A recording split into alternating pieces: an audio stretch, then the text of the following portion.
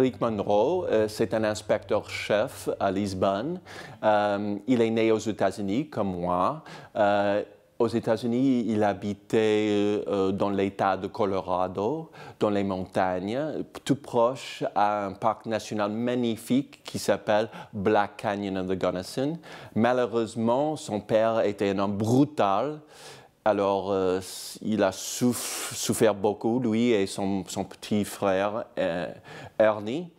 Alors, la Sentinelle de Lisbonne, d'un côté, est l'histoire d'Henrique et son petit frère à Colorado. Mais aussi, c'est l'histoire d'une enquête à Lisbonne. Il y a un assassinat d'un riche entrepreneur qui s'appelle Pedro Coutinho. Et c'est un crime très violent qui lui rappelle à Henrique Monroe, notre inspecteur-chef, sa propre enfance. Et pour ça, le crime commence à s'effacer les frontières entre sa vie professionnelle et sa vie personnelle. Et le crime aussi commence à provoquer des problèmes d'identité parce que Henrique souffre d'un trouble dissociatif d'identité. Avant, on parlait de personnalité multiple. Alors, il a un double, un alter ego, qui s'appelle Gabriel, qui est très perspicace, très intuitif, qui l'aide, qui donne les conseils pour les enquêtes d'Henrique. J'adorais être dans la peau d'Henrique. Moi, je suis presque un acteur. J'adore ça. J'adore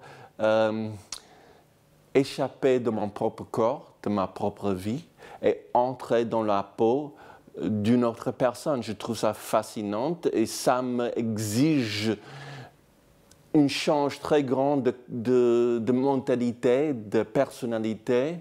Et Henrique, pour moi, est un homme tout à fait courageux, intelligent, sensible. Il est la sentinelle de Lisbonne et pour ça, il doit protéger les autres gens et je le trouve magnifique. Le livre est né à New York, curieusement. J'étais dans une librairie à New York et maintenant on peut fouiller les livres. Et j'étais dans la section de psychologie et j'ai trouvé un livre sur les troubles mentaux. J'ai commencé à lire et j'étais fasciné par le trouble dissociatif d'identité, personnalité multiple. Il paraît qu'une fraction des enfants très maltraités développent un double qui épargne à l'enfant les moments pires de violence. Alors, j'ai trouvé ça magnifique et j'ai pensé j'avais l'idée immédiatement presque d'un policier avec ce trouble parce que je pensais que le double pourrait provoquer des problèmes mais aussi aider dans les enquêtes et j'ai trouvé ça une idée géniale. C'est le premier roman actuel, parce que j'ai des romans historiques, le dernier Kabbaliste de Lisbonne qui a lieu dans le VIe siècle, j'ai des autres, mais c'est mon premier roman actuel qui mélange le Portugal et les États-Unis. C'était vraiment la crise morale au Portugal. C'est très bouleversant pour moi, peut-être comme Américain, comme binational américain-portugais, de voir un pays détruit, même détruit par la crise économique, mais surtout par la crise morale, la corruption, le blanchissage de l'argent. Parce qu'au Portugal, vous savez, il n'y a pas une responsabilisation des gens.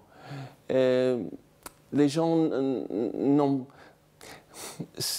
Au Portugal, il paraît que tout se passe, tout est OK, parce que nous n'avons pas, le système de justice ne marche pas au Portugal. Ne marche pas, et tous les Portugais savent ça. Alors, avoir un policier, Henrique Monroe, à Lisbonne, qui doit faire face à une société corrompue, ça provoque des grands problèmes psychologiques pour lui. Parce qu'il y a un dilemme très grand dans mon livre. Quel est le rôle d'un policier? Quel est le rôle d'un flic? De maintenir l'ordre dans une société. Mais est-ce que Henrik Monroe devrait continuer à maintenir l'ordre dans une société profondément corrompue, moralement corrompue? Alors, près de la fin du livre, il doit donner sa réponse. Je crois que je suis un écrivain très visuel. J'ai des images dans mes livres mémorables. Au moins, c'est ce que les lecteurs me disent toujours. J'aimerais bien voir un film de la Centenaire de Lisbonne. Je connais des producteurs à Portugal et on parle de ça. Ça serait magnifique, évidemment. Mais ce que j'aime faire pour le lecteur est présenter un monde parallèle, un univers parallèle. Et pour moi, la première page de mon livre, c'est une porte. Et j'invite le lecteur à entrer dans le monde que j'aimerais créer pour eux. Il y a beaucoup de références aux films, à la télévision. Pourquoi? Parce que pour les Américains, c'est très important. Pour les Américains, c'est un pays très grand, c'est un continent. Alors, il y a Californie, New York, Maine, Florida, Ohio, Colorado. Et avant, la seule chose qui a uni tous les Américains, c'était la télévision, les films. Maintenant, c'est l'Internet et Facebook et des autres choses. Mais pour ma génération, c'était la télévision surtout. Alors, quand deux Américains se connaissent dans un autre pays, en France, en Australie, ils parlaient, ma génération, toujours de la télévision, les programmes qu'ils ont aimés, les acteurs, etc.